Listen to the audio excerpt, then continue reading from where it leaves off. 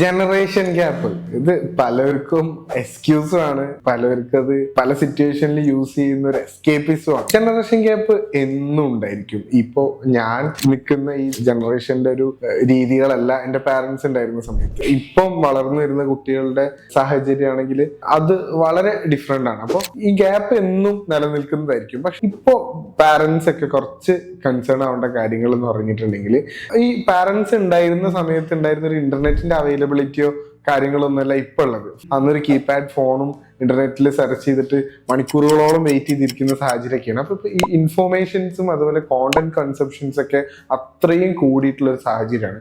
ആ ഒരു ഡിഫറൻസ് നല്ല രീതിയിൽ ഇപ്പോൾ ഉള്ള സ്റ്റുഡൻസിനായാലും യങ് ആയിട്ടുള്ള ആളുകളായാലും എല്ലാവരും അത് ഇൻഫ്ലുവൻസ് ചെയ്യുന്നുണ്ട്. ഈ ഒരു ചേഞ്ച് ഷിഫ്റ്റ് ഉള്ളത് കൊണ്ട് തന്നെ പല കമ്മ്യൂണിക്കേഷൻസും പാരന്റ്സിനും സ്റ്റുഡൻസിന്റെ ഇടയിലൊക്കെ മിസ്മാച്ച് ആയി പോവാറുണ്ട്.